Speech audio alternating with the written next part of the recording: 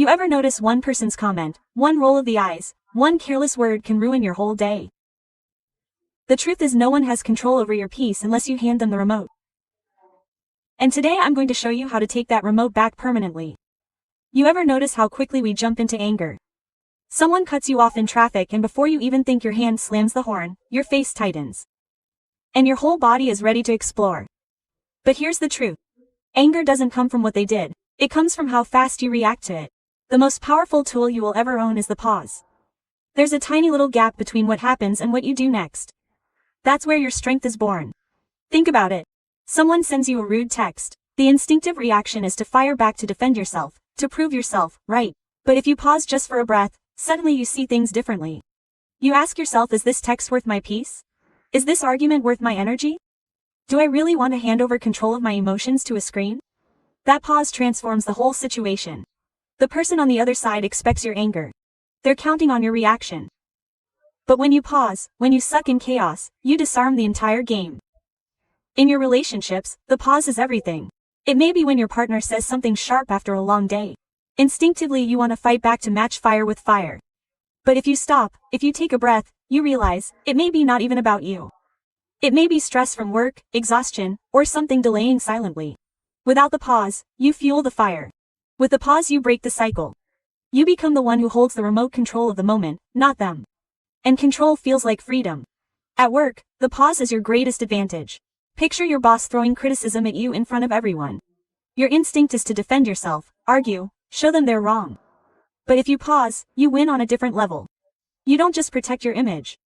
You project power because nothing screams confidence louder than calmness in the face of chaos. People notice it. They admire it. They say, this person can be retaliated, and that's influence. That's leadership. Even in family life the pause can save relationships. Parents, siblings, children, sometimes they know exactly which buttons to press. And you know it too. But think of this. Every time you pause instead of snapping, you gain trust. You show them that your love is stronger than your irritation. You remind them that your connection matters more than your ego. And slowly, you stop being the person who reacts. You become the person who responds with wisdom. The pause is not weakness. It's discipline. It's saying I refuse to give you control of my emotions, and that's what makes it powerful. It's not about being silent forever. It's about choosing the right moment to speak. The right way to respond. A pause before anger is not silence. It's strategy. Look at sports. The best athletes know how to pause before they act. A basketball player doesn't just throw the ball out of panic. He pauses, reads the play, and then makes the move that changes the game. Life is no different. You're on the court every single day, and your pause is the difference between a fall and a victory. Or think about arguments online. Someone comments something hateful under your post. Your fingers are ready to type a response that cuts them down. But pause, ask yourself, does this person matter? Do I want to build my life and waste proving points to strangers? That pause saves you from battles that should never have started. The pause is also protection for yourself. When you're angry, your words are weapons. You can destroy relationships in seconds that take years to build. But when you pause, you stop yourself from saying what you'll regret later. Because once words leave your mouth, they don't come back. The pause is that invisible shield between you and a mistake you can't undo. In friendships, the pause depends on respect. Imagine your friend is late again. Frustration rises and you're ready to lecture them.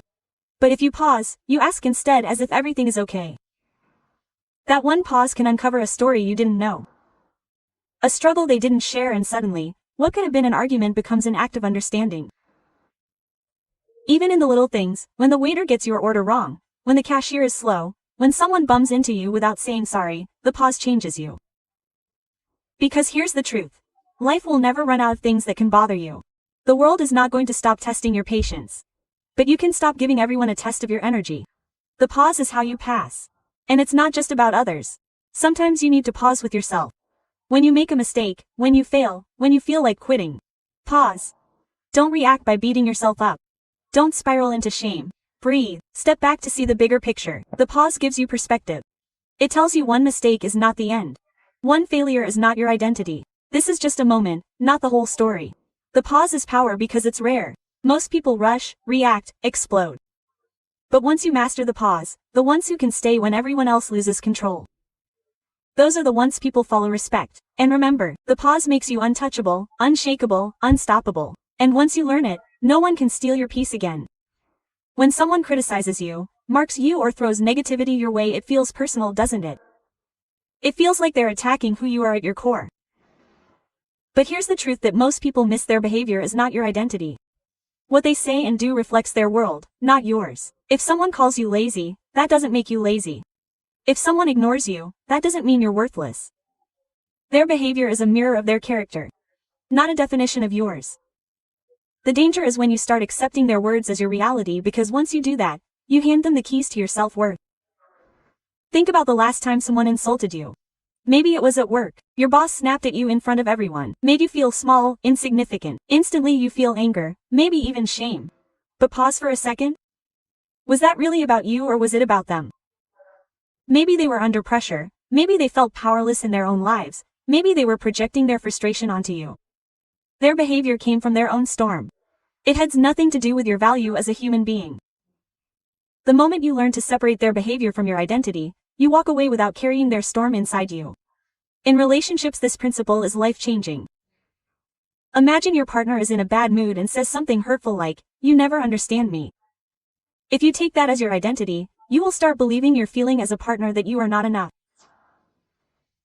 But if you see it as behavior, you realize it's frustration speaking, not the truth. You can respond with clarity instead of hurt. You might say, "I hear you're upset. Let's talk when you're done." Suddenly you are not trapped in their words. You stand tall in who you are while they wrestle with their own emotions. Friends too can be rude unintentionally. A friend cancels plans at the last minute. If you tie your action to your identity, you might think, "I must not matter to them. I am not important." But if you separate behavior from identity, you realize life gets busy, people get distracted, and sometimes it's not about you at all. Their behavior is about their priorities, their circumstances, their choices. Your identity remains untouched. Think about strangers. Someone honks at you aggressively in traffic. If you take it personally, you will carry anger all day, replaying the scene in your head. But what if you told yourself, "That wasn't about me. That was about their rush, their impulses, their stress"? Suddenly the weight lifts. You don't drag their bad morning into your peaceful day. This is freedom. Choosing not to wear the label of someone else's behavior. Even in families, the principle applies. May a parent criticize you growing up. Why can't you be more like your brother? If you accepted that as an identity, you carried a wound for years, thinking you would never measure up. But step back and see the truth. It was their limited way of expressing concern, or maybe their inability to recognize your uniqueness. Their words reveal their perspective, not your worth. Your identity is not defined by their comparisons. At school, teachers and peers may label you. "You are not smart enough, you will never succeed." But those labels are nothing more than their behavior. Maybe careless words, maybe ignorance. If you take them as identity, you shrink. If you see them as behavior, you rise above. Because here's the secret. The people who doubted you don't have the power to define you unless you hand it to them. Social media is another battlefield. Someone leaves a hateful comment. "You are ugly, you are irrelevant, you are fake." If you merge that behavior with your identity, you will spiral into insecurity. But remember that comments came from their screens, their moods, their pain. It's not a reflection of who you are. It's a reflection of who they are in that moment. When you see it that way, you stop giving strangers power over your self-image. Even in your own mistakes, this principle matters. You failed a test, you lost a job, you made a poor decision. If you treat that behavior as your identity, you will say, "I am a failure." But if you separate the two, you will realize, "I failed. But I am not a failure. I made a mistake, but I am not a mistake." Behavior is temporary. Identity is permanent. Behavior changes with effort. Identity remains untouchable at your core. Daily life is full of opportunities to practice this. Someone rolls their eyes at you in a meeting. Instead of shrinking, remind yourself, "That's their behavior, not my identity." Someone spreads gossip about you. Instead of letting it crush you, remind yourself, "Their gossip is about their insecurity, not my truth." Someone gives you the silent treatment. Instead of begging for their validation, remind yourself, "Their silence reflects their immaturity, not my value." This is how you rise. This is how you walk unshaken through a noisy world. When you master the art of separating behavior from identity, you take away the power others have to define you. Their behavior belongs to them. Your identity belongs to you. And once you understand this, no insult, no rejection, no careless word can touch the foundation of who you are. Most people live in reaction mode. Something happens, someone says something, and instantly emotions take over. Words fly, tempers rise, and before you know it, you've lost control of the moment. But the truth is your power isn't in the reaction. It's in the response. The reaction is automatic, impulsive, raw. The response is intentional, measured, powerful. The difference between the two is the difference between chaos and peace, weakness and strength, regret and respect. Imagine someone cuts you off in traffic. The automatic reaction? You honk the horn, you may even yell out the window. Your blood pressure skyrockets. But what does that do? It ruins your mood. It doesn't fix the traffic and the other driver doesn't even care. Now imagine if you choose a response. You take a breath, shake your head, and keep driving. Who wins? You do, because you didn't hand your piece over to a stranger in the next lane. Think about the workplace. A coworker takes credit for your idea in a meeting.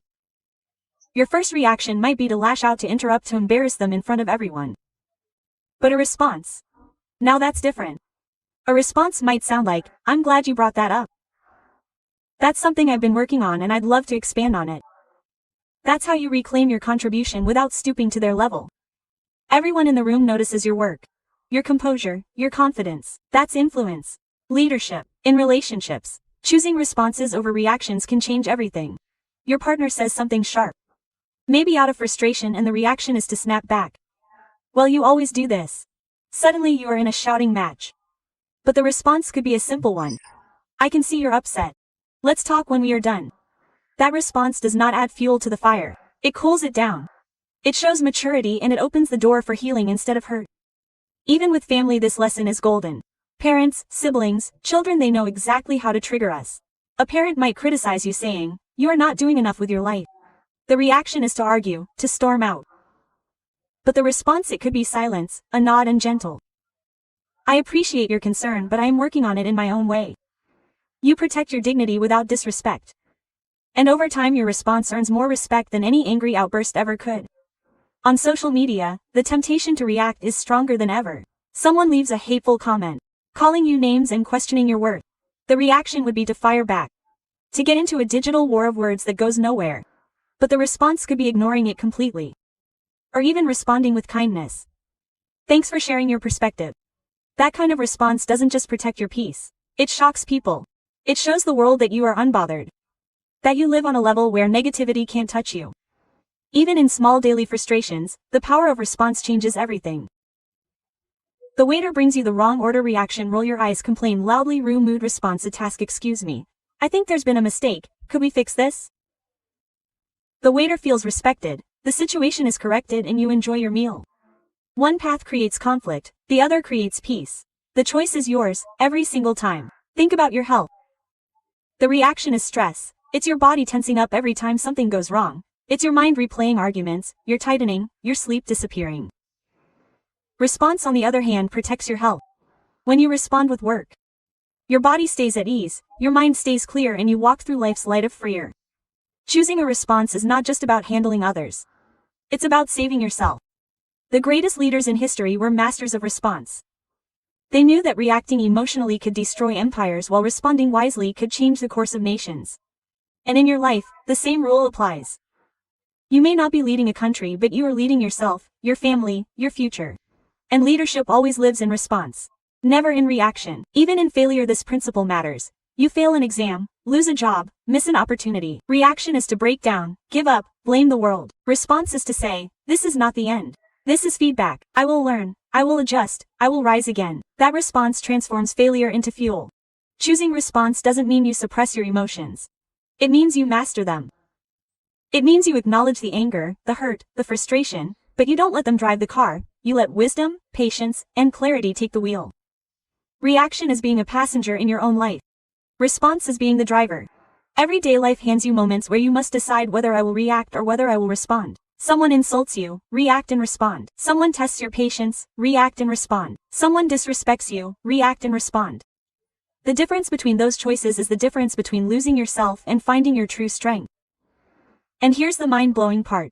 The more you practice responding over reacting, the more power you feel in every situation. Suddenly, you are not thrown around by moods, by people, by circumstances. You are steady, calm, untouchable. People look at you and wonder, how do they stay so composed when everything around them is chaos? It's because you've learned the secret. Reaction is easy, but response is power. Not every battle is worth fighting, and not every situation deserves your energy. The truth is drama feeds on attention.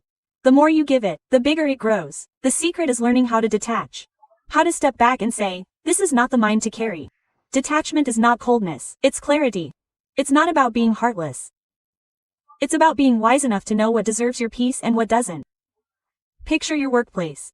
A group of coworkers are gossiping about someone else, whispering, laughing, throwing shade.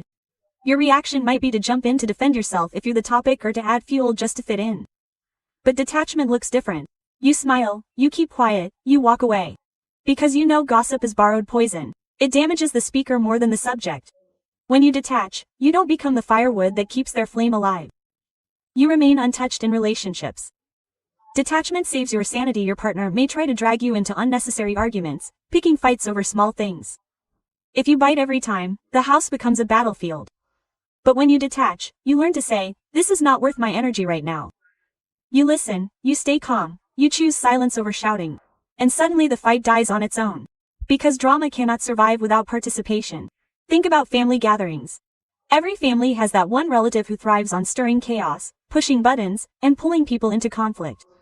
They will say something just to get a rise out of you. The old you would react, defend, argue back. But the detachment, you simply smile, change the subject, or refuse to play along. And here's the beauty when you detach. You teach people they no longer have access to your buttons. They can press all they want, but nothing happens. That is true power. On social media, detachment is essential. Someone leaves a nasty comment under your post, your instinct is to clap back, to prove yourself, to silence them. But detachment says, this person is shouting from their own emptiness. He has nothing to do with me. Quote. So you scroll on, delete or block without a second thought. You protect your peace like a priceless jewel, refusing to trade it for the cheap thrill of an online argument. Even in friendships, detachment draws the line between loyalty and self-respect. A friend may always bring drama, calling you only to complain, pulling you into conflicts that aren't yours, draining your energy every time you meet. Detachment doesn't mean abandoning them, but it does mean setting boundaries. It means learning to say, I care about you, but I can't be your emotional trace. It means keeping your distance when the relationship is one-sided. Detachment makes space for peace, while attachment to constant drama only steals your joy. Look at the small moments in daily life. Someone cuts the line in front of you at the grocery store. Drama would tell you to argue to make a scene to prove you're right.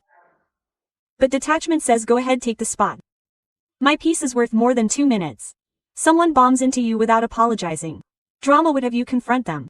Detachment lets it slide because you understand. Your energy is too precious to be wasted on small things. Detachment is not about running away from problems. It's about sucking wisely which problems are yours to solve.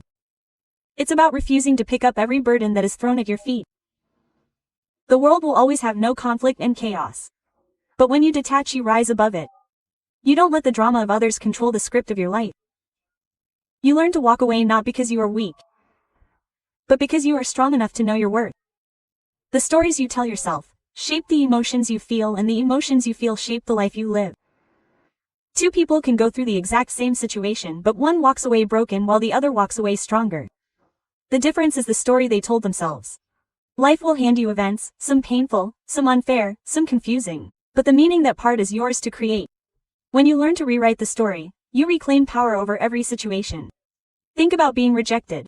Maybe you applied for a job. Pour your heart into the interview and then gut the call, maybe chose someone else. The first story that comes to mind is I'm not good enough.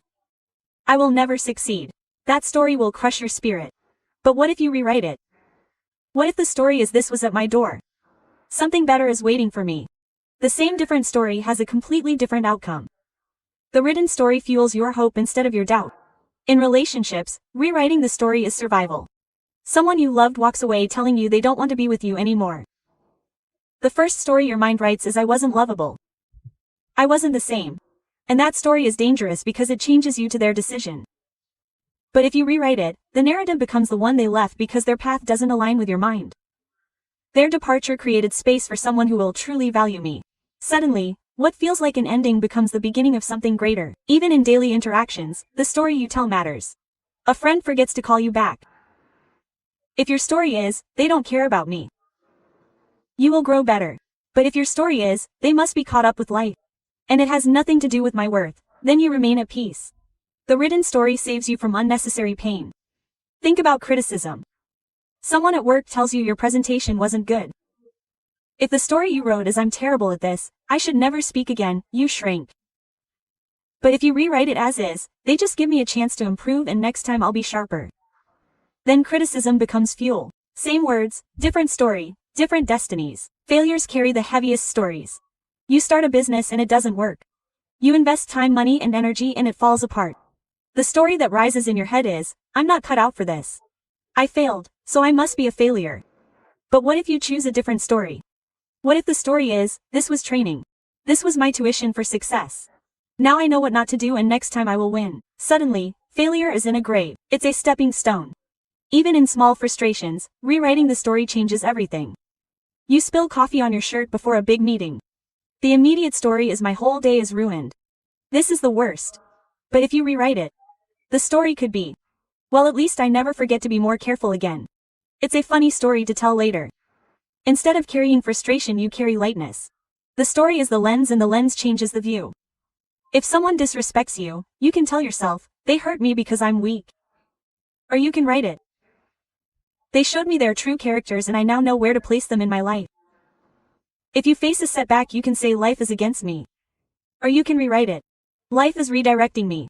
The facts don't change, but the meaning you assign to them does. And meaning is everything. Rewriting the story does not mean ignoring reality. It means choosing the interpretation that strengthens you instead of the one that destroys you. The world will always give you raw material. Pain, rejection, failure, criticism, but you are the author, and you hold the pain. The first draft might be filled with hurt, but the rewrite can turn it into strength, into wisdom, into fuel for growth.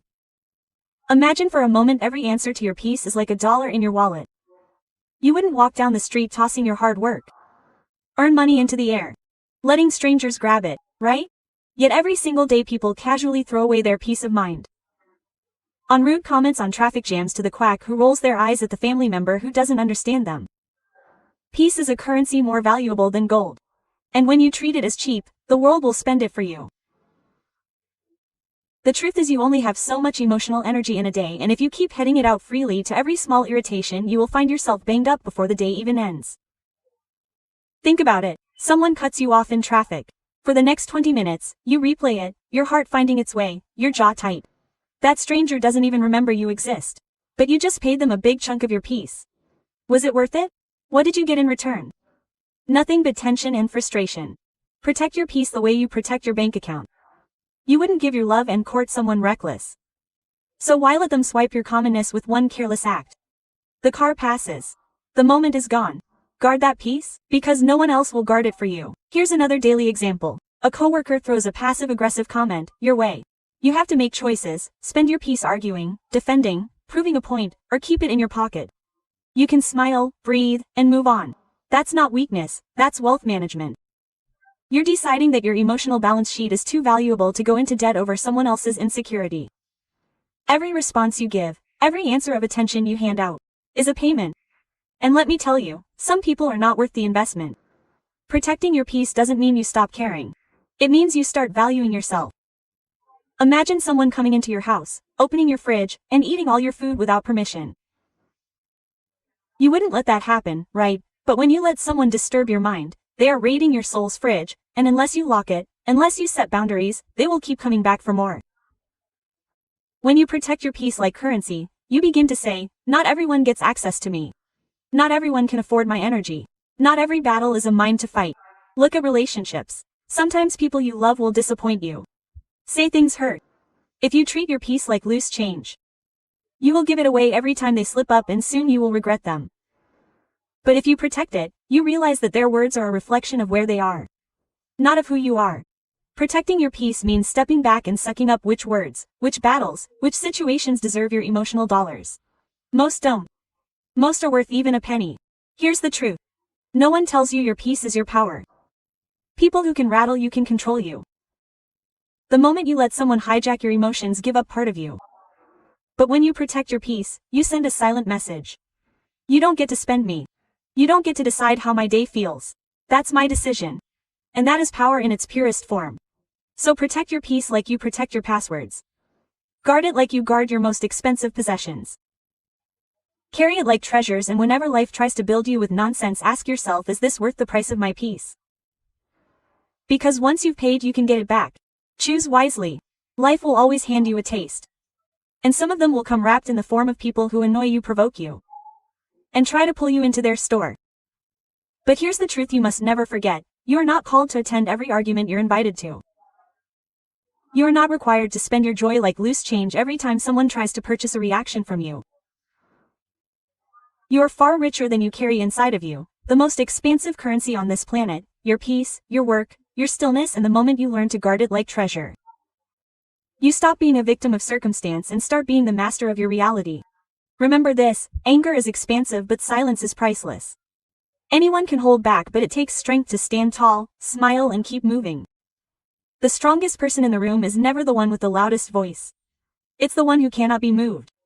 Don't let people drag you into their cares, instead pull them into your work. When you choose not to get angry, you don't lose. You win, because the one who can walk away, untouched, unbordered, and undefeated, has already conquered. More than any heated argument ever could. Every time you feel your blood boiling, pause and ask yourself, is this worth my peace? Or is this just a thief disguised as an opportunity to fight? More often than not, you will see that you are about to give away diamonds in exchange for dust. Protect your energy. Not everyone deserves a seat at your table. Not everyone deserves an answer from your mouth, and not everyone deserves space in your head. Some people are lessons, not lifelong investments. Let me remind you of something powerful. The lion does not lose sleep over the opinion of sheep. The eagle does not stop flying because the crosses are making noise. And the ocean does not rage because the wind dares to disturb its surface. You too can be like that steady, unshaken vastness. If you let petty things shake you, you make yourself small. But if you rise above them, you remind yourself that you are the one for greater battles, bigger dreams, and higher callings. Life is not about controlling every storm, it's about controlling yourself in every storm, and the storm does not define you, your response does. And when you choose peace, when you choose patience, when you choose to stand tall, instead of bending low to anger, you prove to yourself and the world that you are not ordinary. You are untouchable. You are unstoppable. You are unshakable. So, the next time someone tries to bet you, remember this: they can only touch you if you hand them the key. They can only drain you if you open the faucet. And they can only break you if you allow them to enter. Guard the gate. Protect the crown. You are the keeper of your kingdom. As you walk forward, let these words be in your mind: your peace is not cheap. Your work is not casual. Your joy is not for sale. Anyone can disturb water that is shallow, but no one can move the depth of the ocean. Be the ocean, be the lion. Be the one who smiles when others expect you to shatter. Because the greatest victory is not found in destroying others. It is found in mastering yourself. And if you master this one art, if you protect your peace with the same intensity you protect your dreams, there will be no insult big enough. No person loud enough, no storm fierce enough to shake you. Because true strength is not about how hard you hate. It's about how steady you stand when life tries to hit you. That is where real greatness lives. That is where real power begins. And that is where your freedom is found.